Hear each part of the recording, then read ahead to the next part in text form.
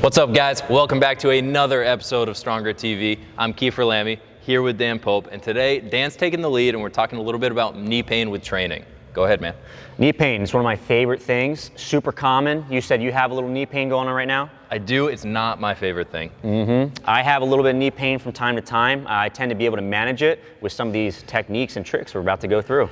All right, let's get started. All right, so the first thing we're going to talk about was going to be the common problems that people see in the gym. All right, so basically when your knee hurts, specifically in the gym, what are these problems that we're focusing on? I want to make sure that we don't talk about things like ACL tears, MCL tears, stuff you see in sports, working at high levels, cutting, landing, that type of thing. I'm talking more about people with knee pain when they're trying to squat, right, or go up and down stairs. So these are probably things that come up more almost as like an overuse type of injury or an aggravation for people, right? You got it. Like a legitimate injury that sidelines them from something. You got it, for Gotcha. sure, right? These things tend to drone on over the course of time, and unless we're smart about our training, we end up having this for the long run, which is no fun. Sure. Yeah.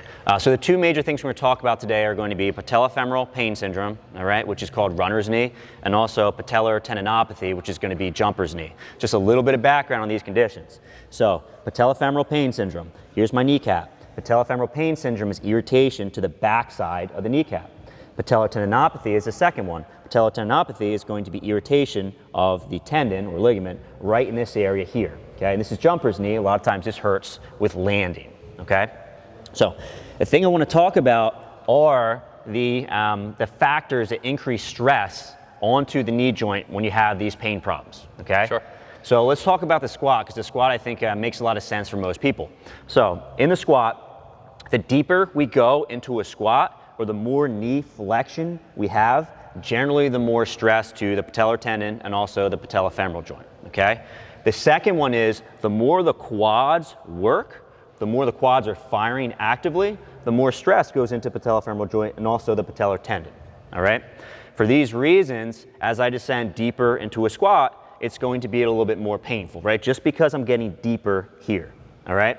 The second thing is going to be how much your quads fire. So if I bring my knees forward like this, two things happen. For one, I put myself in a position for my quad to do more work, okay? Now my hamstrings are not doing quite as much. I can even feel them. They're kind of floppy right here. You can see that, right? Floppy hamstrings, right?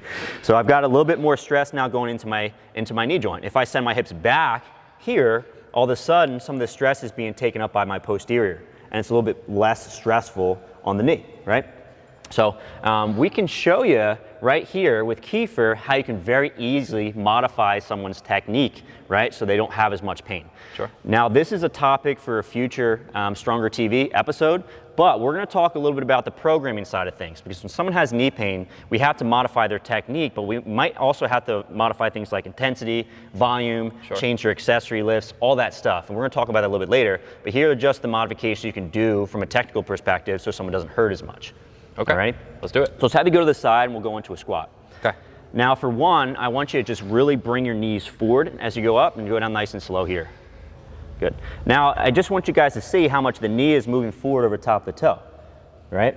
Good. And right back up again. Now two things happen here. When you bring your knees forward a lot, there's more knee bending, right? Plus you put the quads in a better position to produce force. Let's contrast this with sending those hips back. Okay? Hips go back. You can see the knee doesn't travel as much forward, so now the hamstrings are doing a little more work, plus there's less bend in the knee, okay?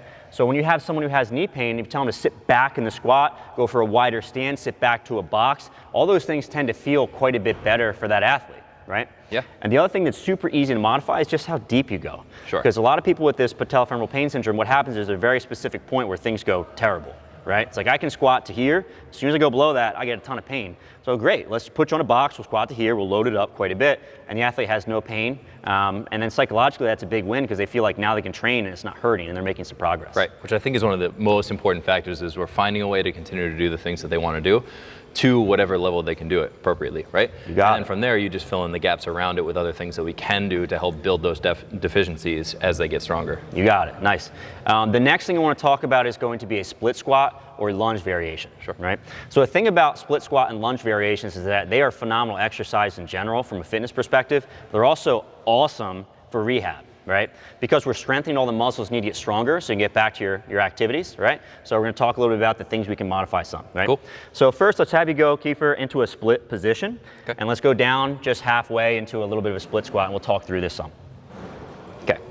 Good. So when Kiefer goes down to the split position right there, you got your knee down there, you can relax all the way down. Okay. Feels okay. So a couple things we're thinking about. We'll start with this front leg, all right? So if I drive this knee forward, right, into my lunge, this is going to create more knee flexion, right? We just talked about this is going to be a little bit more stressful on the patellofemoral joint. Now we can send this back. Now there's less knee flexion, all right? So this is theoretically a little less stressful on the knee when we do a lunge. Sure. Which is pretty nice. The other thing that we can alter is going to be your torso angle, all right? So from here, let's bring that knee up a little bit. Up. Yeah, and then from here, send your hips back and lean forward. Yep. So if we go into more of a torso inclination that's forward this way, it's going to send the knee back a little bit, put more stress on the hamstrings, take a little bit off of the knee, all right? Let's go a little more upright, Kiefer. Good, and bend that back knee. So from here you can see the quad is in a better position to produce force, and Kiefer also brought his knee forward too, so that double whammy right there is going to increase stress on the knee, and then relaxing.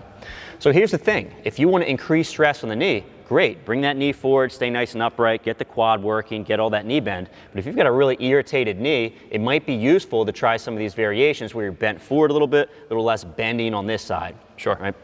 The other thing we can do is let's do a really short stance, split squat real quick. Yep. Good, cool. And come on up. And then from here, and you don't have to pause at the very bottom, let's just do 1 or 2 repetitions. Okay. But you can see how much knee bending is going on right here. The other thing is that Kiefer is nice and upright, so the quad is doing a ton of work. Let's contrast this with a really, really long stride, really exaggerate that. So naturally you see Kiefer's torso is going to incline a little bit more forward, and there's going to be a little bit less knee bend at the very bottom position. So that's going to decrease stress for people that have patellofemoral pain syndrome or patellar tendinopathy.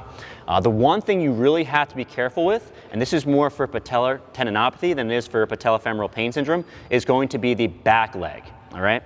So when I'm doing a split squat here, as I go down on the back leg, the muscle that does almost all the work is going to be the quad, all right? And if I've got a really angry patellar tendinopathy, this is gonna hurt a lot, all right? To the point sometimes where some athletes can't do any sort of lunge or split squat variation because it's so painful in the back leg.